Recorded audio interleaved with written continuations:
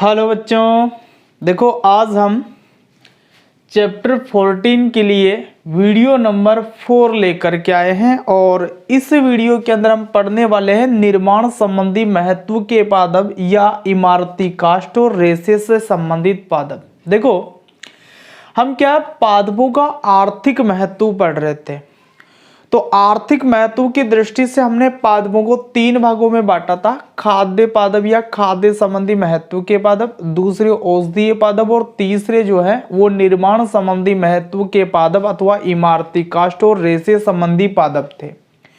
तो पिछले जो 3 वीडियो है अपने, उसके अंदर हम खाद्य संबंधी महत्व के पादप और औषधीय पादपों के बारे में तो पढ़ चुके हैं और इस वीडियो के अंदर अपन इसके बारे में पढ़ेंगे निर्माण संबंधी महत्व के पादप अथवा इमारती काष्ठ एवं रेसे संबंधी पादपों के बारे में। यदि आप इन दोनों को पढ़ना चाहते हो तो इसके लिए जो 3 वीडियो है अपने पुराने, इनके लिंक आपको डिस्क्रिप्शन बॉक्स में मिल जाएंगे, तो वहां से आप लिंक पर क्लिक करके वो वीडियो देख सकते हो। तो अपन बात कर रहे हैं निर्माण संबंधी महत्व के पादपों की। निर्माण का मतलब है कि जिसके द्वारा अपन कुछ सामग्री मानव के लिए बना सके, जैसे वस्त्र बनाए जा सकते हो, रस्सी बनाए जा सकते हो, गद्दे बनाए जा सकते हो, फर्नीचर जैसे कि टेबल कुर्सी बनाए जा सकते हो, खिड़की बनाए जा सकते हो, दरवाजे बनाए जा सकते हो। तो पादपों से ऐसे कोई सामग्री अपने को प्राप्त होती है जिसके द्वारा अपन उनसे कुछ निर्मित कर सकते हैं, जैसे कि फर्नीचर, खिड़की, दरवाजे, वस्त्र, रस्सी, गद्दे। तो इस तरीके के जो पौधे होते हैं वो या तो हमें लकड़ी प्रदान करते हैं या फिर रेसे प्रदान करते हैं। यदि अपने को वो लकड़ी प्रदान करते हैं तो लकड़ी की सहायता से अपन फर्नीचर, खिड़की, दरवाजे ये बना सकते हैं, और यदि वो पादप अपने को रेसे प्रदान करते हैं तो हम वस्त्र बना सकते हैं, उनसे रस्सी बना सकते हैं, गद्दे बना सकते हैं। तो देखो निर्माण संबंधी महत्व के जो पादप है उसके अंदर मुख्य रूप से अपन इन्हीं 2 पादपों के बारे में पढ़ेंगे। एक तो ऐसे जिनसे हमें रेसे प्राप्त होते हैं और दूसरे पौधे ऐसे जिनसे हमें काष्ठ यानी कि लकड़ी प्राप्त होती है। तो देखो फर्नीचर, खिड़की, दरवाजे, वस्त्र, रस्सी, गद्दे आदि के निर्माण में पादप के विभिन्न भागों का उपयोग होता है, जिनमें से एक तो काष्ठ यानी कि लकड़ी और दूसरे हैं रेशे आदि का क्या किया जाता, उपयोग किया जाता। तो इसी आधार पर अपन क्या करेंगे, ये निर्माण संबंधी महत्व की जो पादप है इनको 2 भागों में बांट करके पढ़ेंगे। पहले है रेसे उत्पादक पौधे यानी कि जिनसे रेशे मिलते हैं हमें, और दूसरे होते हैं इमारती काष्ठ उत्पादक पौधे। तो काष्ठ का मतलब तो लकड़ी से होता है और इमारती का मतलब अच्छी लकड़ी। तो ऐसे पौधे जिनसे अच्छी लकड़ी अपने को मिलती है उनके बारे में अपन पढ़ेंगे। तो सबसे पहले अपन पढ़ते हैं रेशे उत्पादक पौधों के बारे में। तो देखो भाई, सबसे पहले अपन ये जान लें कि रेशे क्या होते हैं। तो देखो रेशे जो होते हैं पादप के ऐसे भाग होते हैं जिनकी सहायता से हम धागे बना सकते हैं या फिर रस्सी बना सकते हैं या फिर वस्त्र बना सकते हैं या फिर बोरे बना सकते हैं। तो रेशे में क्या होता है कि मोटी भित्ति वाले पादप भाग होते हैं हमेशा। कैसे? मोटी भित्ति वाले पादप भाग होते हैं जिनकी सहायता से अपन धागे बना सकते हैं, रस्सी बना सकते हैं, वस्त्र बना सकते हैं, बोरे बना सकते हैं। तो देखो पादप के ऐसे भाग जो कि मोटी भित्ति युक्त संरचना बनाते हैं। कैसी संरचना बनाएंगे? मोटी भित्ति युक्त। मतलब रेशे हमेशा ऐसे पदार्थ होते हैं जो मोटी भित्ति होती है, जिनकी दीवार मोटी होती है, जिससे धागे, वस्त्र, रस्से, बोरे आदि बनाए जा सकते हैं, उसे ही क्या बोला जाता? रेशे बोला जाता है। तो परिभाषा अपने को याद करनी है रेशे की यहाँ पर, कि पादप के ऐसे भाग जो मोटी भित्ति युक्त संरचना बनाते हैं जिससे धागे, वस्त्र, रस्से, बोरे आदि बनाए जा सकते हैं, उन्हें क्या बोला जाता? रेशे बोला जाता है। तो यहाँ पर अपने पास में 4 ऐसे पौधे हैं जिनसे हमें रेशे प्राप्त होते हैं और इनके वैज्ञानिक नाम या वानस्पतिक नाम हमें याद करने हैं। तो पहला है जूट, कोरकोरस कैप्सुलेरिस। देखो जूट जो होता है घास के कुल का ही एक पौधा होता है। गन्ना जो होता है वो भी घास के कुल का एक पौधा है। तो गन्ना तो क्या है, उसका तना काफी मोटा होता है, और ये जो जूट है ये भी गन्ने के जैसा ही पौधा है, लेकिन इसका जो तना है काफी छोटा होता है और लंबाई जो होती है वो भी गन्ने के पौधे से लगभग आधी रहती है ना। तो ये जो पौधा है जूट आपका, इसका तना और जो पत्तियां होती है इन दोनों को सुखाया जाता है, सुखा करके कूट पीट लिया जाता है, तो वो जो तना है और इनकी पत्तियां हैं वो बारीक बारीक रेशों के अंदर बदल जाती है, जिसका उपयोग अपन रस्सी बनाने के लिए कर सकते हैं या पेड़दार बनाने के लिए भी उसका उपयोग किया जा सकता है। ठीक है। दूसरा है सन या सनई, तो इसका वैज्ञानिक नाम है क्रोटोलेरिया जुन्सिया। क्या नाम है? क्रोटोलेरिया जुन्सिया। तो देखो इसका सनई या सन का भी पौधा होता है, जैसे अपने बाजरे का पौधा होता है, लगभग इतना लंबा इसका पौधा होता है। तो ये पौधा जब पक जाता है या परिपक्व हो जाता है तो जड़ों से इसको काट लिया जाता है और जितने भी इसके तने हैं उन सब का गट्टा बना करके पानी में डाल दिया जाता है। तो जब पानी में डाला जाता है तो इसकी जो छाल होती है वो सड़ती है। ठीक है। अब जब वहाँ से छाल सड़ जाती है इसकी पानी में डालने के बाद में, तो वहाँ से अपन क्या करते हैं, इन तने को वापस बाहर निकालते हैं और इनकी जो छाल होती है, तने की जो छाल होती है उनको उतार लेते हैं और उनको उतारने के बाद में उसी छाल को कूट करके बारीक बारीक रेशे प्राप्त किए जाते हैं, जिनकी सहायता से अपन रस्सी बनाते हैं, सूतली बनाते हैं और उन्हीं सूतली की सहायता से बोरे का निर्माण भी किया जाता है। ठीक है। नारियल, तो नारियल का वैज्ञानिक नाम है कोकस न्यूसीफेरा। तो आपने नारियल देखा होगा, नारियल जो होता है उसके चारों ओर बारीक बारीक रेशों की परत होती है जिसे अपन नारियल की जटा बोलते हैं। तो उसका उपयोग रस्सी बनाने के लिए किया जाता है, पेड़दान बनाने के लिए किया जाता है। ठीक है। इसके बाद में आपका कपासिया रुई, इसका वैज्ञानिक नाम है गोसिपियम जातिया। देखो ध्यान से सुनना, कपास जो होता है उसके बीज होते हैं छोटे छोटे, उन बीजों का जो छिलका होता है उससे क्या होता है, सेलुलोज की अतिवृद्धि निकलती है, सफेद सफेद रेशों के रूप में सेलुलोज की अतिवृद्धि होती है। वो वास्तव में उसका जो बीज का छिलका है उसी की वो अतिवृद्धि होती है और वही अतिवृद्धि क्या होती है, रुई होती है। ठीक है। तो वास्तव में क्या है, सेलुलोज के छोटे छोटे से रेशे होते हैं वो सफेद सफेद रंग के, और उसी को अपन क्या बोलते हैं, रुई बोलते हैं। तो जो रुई अपने को प्राप्त होती है उससे धागे बनाते हैं, वस्त्र का निर्माण करते हैं। तो देखो भाई, ये गोसिपियम तो इसका वंश है, लेकिन इसकी जो जातियां होती है ना वो अलग अलग होती है, तो इसलिए यहाँ पर वैज्ञानिक नाम लिखा है गोसिपियम जातियां। जातियां बहुत सारी है इसकी, तो मैंने उदाहरण के तौर पर 2 जातियां लिखी है, जैसे गोसिपियम बारबेडेंस। तो ये गोसिपियम तो वंश है, लेकिन इसकी जाति क्या है यहाँ पर, बारबेडेंस। ऐसे ये गोसिपियम इसका वंश है, लेकिन ये यहाँ पर जाति क्या आ गई, हर्बेसियम। तो यदि आपको कपासिया रुई का वैज्ञानिक नाम पूछा जाए तो आप गोसिपियम जातियां लिख सकते हो, या फिर ऐसे भी लिख सकते हो कपासिया रुई का नाम, जैसे गोसिपियम बारबेडेंस या गोसिपियम हर्बेसियम।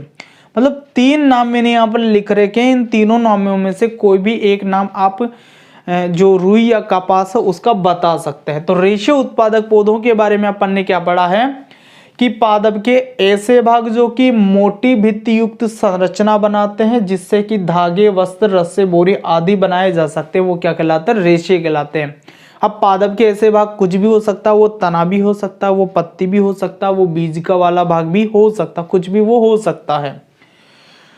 जैसे जूट है तो इसके अंदर तना और पत्ती काम आ रही है, सनई है तो इसके अंदर जो तने की छाल है वो काम में ली जा रही है, नारियल है तो इसमें बीज के चारों ओर का जो आवरण है वो काम में लिया जाता है, और गॉस्पियम या रुई जो होती है इसके अंदर बीज की जो अतिवृद्धि होती है, बीज का जो छिलका है उसकी जो अतिवृद्धि होती है वो क्या की जाती है, काम में ली जाती है। तो ये वैज्ञानिक नाम अपने को क्या करने, याद रखने हैं। जूट कोरकोरस कैप्सुलेरिस, सन या सने क्रोटोलेरिया जुन्सिया, नारियल कोकस न्यूसीफेरा, कपासिया रुई गोसिपियम स्पेसीज या गोसिपियम बारबेडेंस या गोसिपियम हर्बेसियम। ठीक है।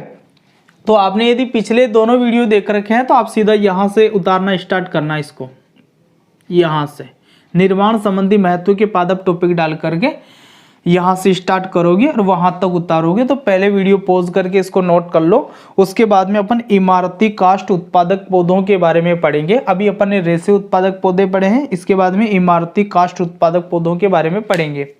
तो वीडियो पॉज करो, नोट कर लो।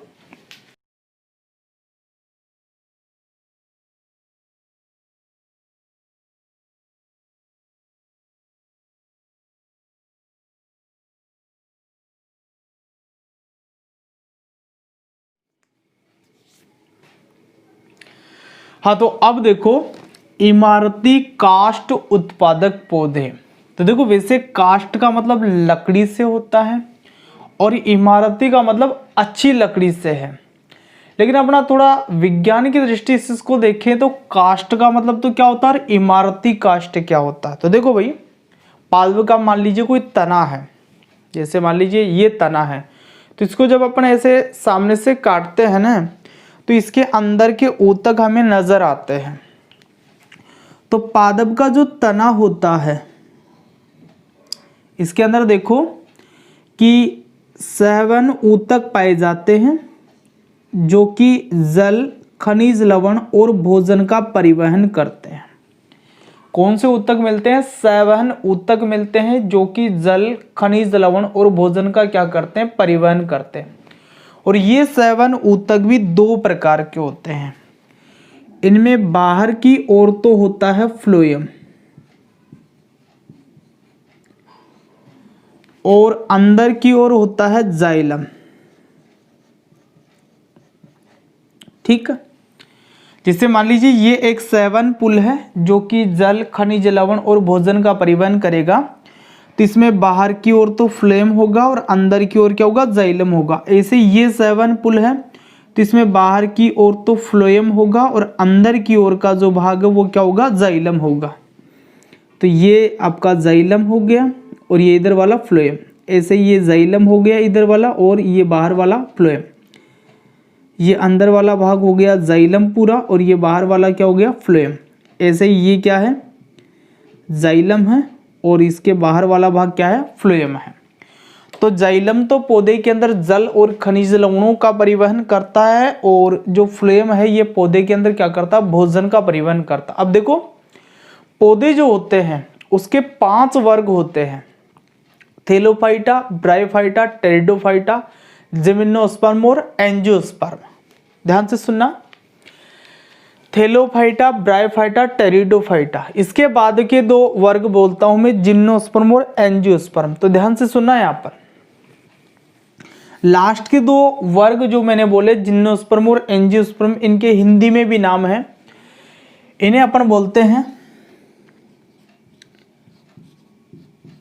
अनावृत बीजी पौधे और आवृत बीजी पौधे।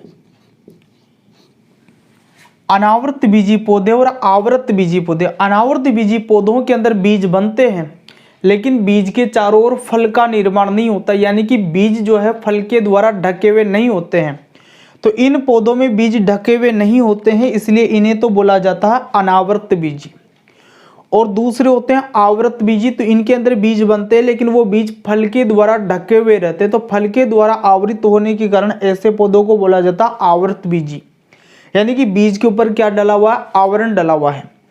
अब ये जो आवृत बीजी पौधे हैं इनको हम आगे 2 भागों में बांटते हैं।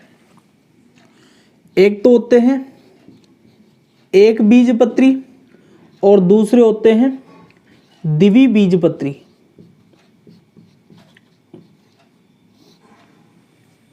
जैसे गेहूं है उसके बीज के अंदर एक बीज पत्र है तो वो एक बीजपत्री होता है।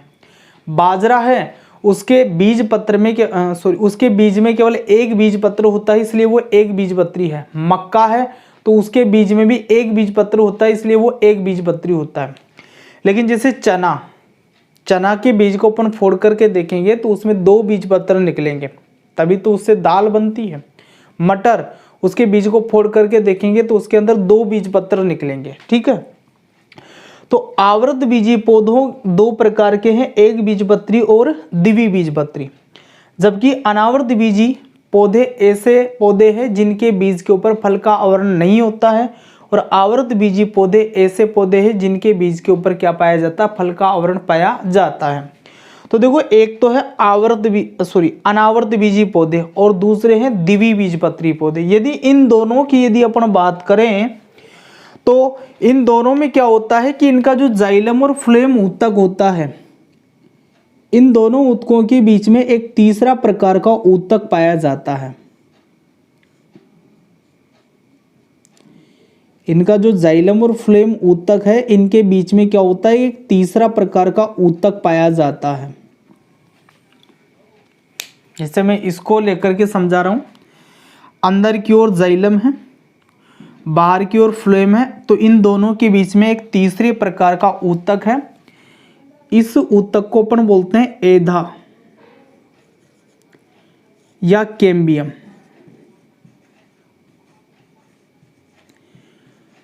तो ये जो एधा या कैम्बियम होता है, इन दोनों के बीच में इसकी कोशिकाओं में विभाजन करने की क्षमता होती है, इसलिए इसको विभाज्योतक भी बोला जाता है। ये जो एधा या कैम्बियम है, इसकी कोशिकाओं में कौन सी क्षमता होती है, विभाजन करने की क्षमता होती है। तो ये जो एधा या कैम्बियम है, इसकी कोशिकाएं जब विभाजन करती है तो बाहर की ओर तो ये फ्लोएम बनाती है और अंदर की ओर जाइलम बनाती है। भाई पुराने फ्लोएम और जाइलम तो है ही सही। इसको मैं यहां बाहर बना के दिखाता हूं आपको। ये बाहर का भाग फ्लोएम और ये अंदर का भाग क्या है, जाइलम। और इन दोनों के बीच में जो ऊतक है उसे अपन क्या बोलेंगे, एधा या कैम्बियम बोलेंगे, जो कि विभाजन करेगी। तो विभाजन करके क्या करती है कि बाहर की ओर फ्लोएम बनाती है ये, और अंदर की ओर क्या करती है, जाइलम बनाती है। ठीक है, तो देखो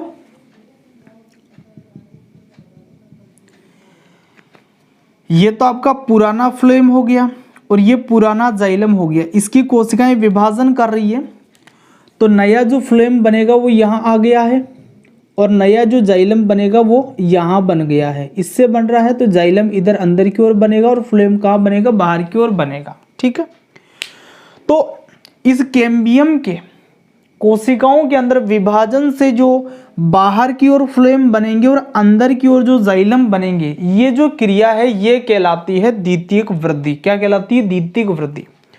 तो द्वितीयक वृद्धि के दौरान जो जाइलम बनेगा उसे तो अपन बोलते हैं द्वितीयक जाइलम, और द्वितीयक वृद्धि के दौरान बाहर की ओर जो फ्लोएम बनेगा उसे अपन बोलेंगे द्वितीयक फ्लोएम। तो देखो कास्ट की यदि अपन सही तरीके से परिभाषा बोले तो यह है कि जो बहुवर्षीय द्विबीजपत्री पौधे हैं, द्विबीजपत्री पौधे, और ये जो अनावर्ती बीजी पौधे हैं या नग्न बीजी पौधे भी बोलते हैं, क्योंकि इनके जो बीज है आवरण से ढके हुए नहीं है, नग्न है, तो इनके पादपों के अंदर जो द्वितीयक जाइलम बनता है उसी को क्या बोला जाता है, कास्ट बोला जाता है।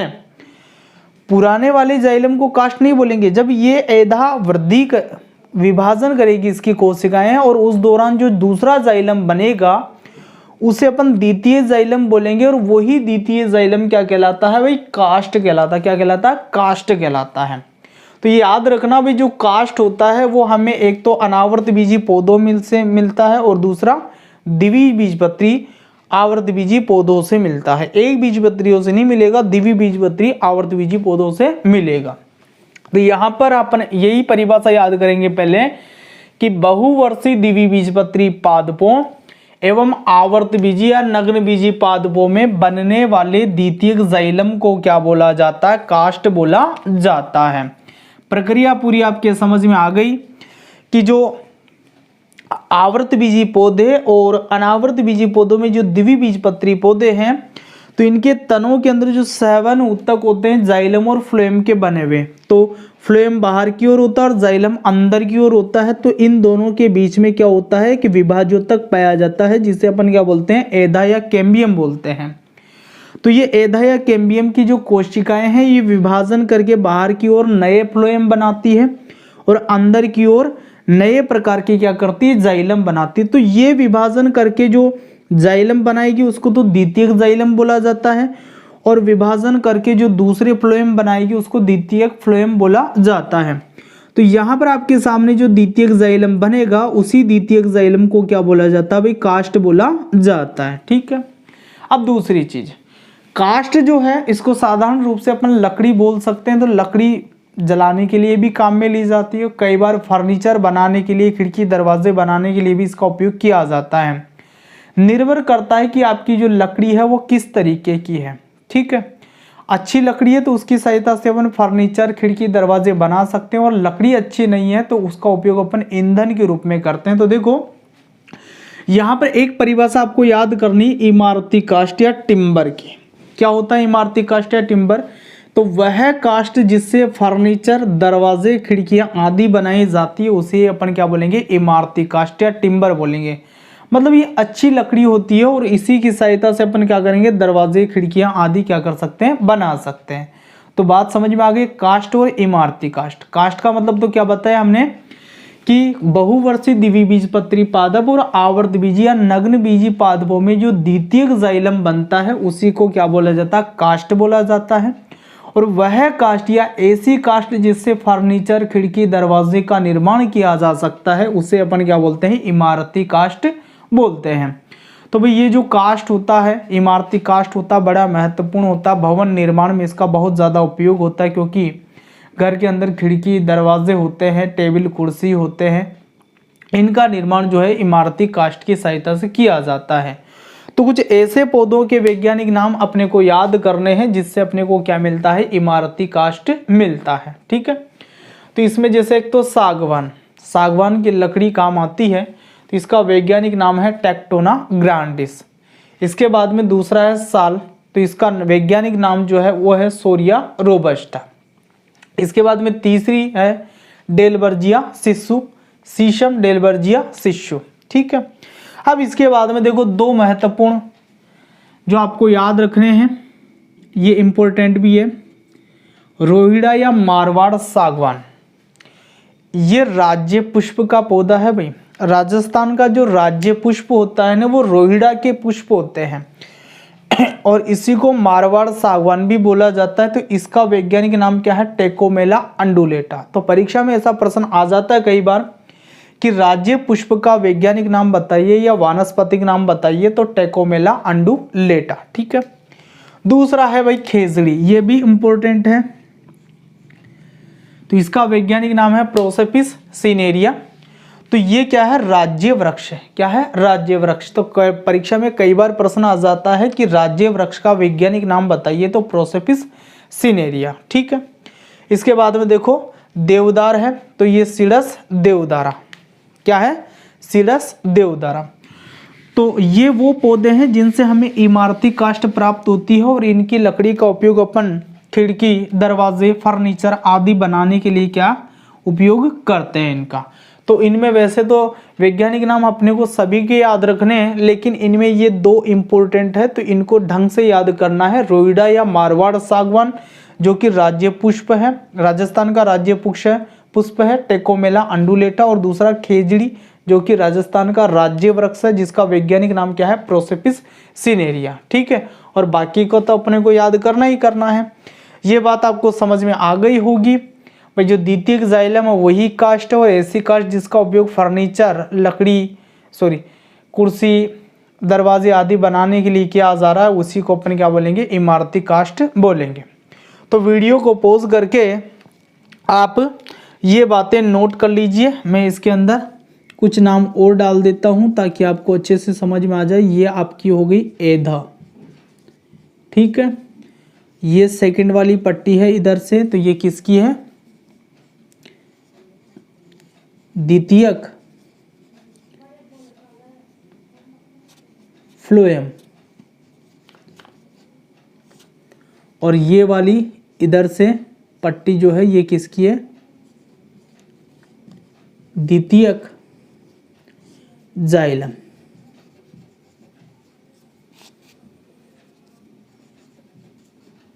ये है, ठीक है ना। तो ये पुराना जाइलम अंदर की ओर घुस जाएगा और ज़्यादा, और पुराना फ्लोएम बाहर की ओर चला जाएगा और ज़्यादा। ठीक है, तो वीडियो पॉज करके इन बातों को आप नोट कर लीजिए।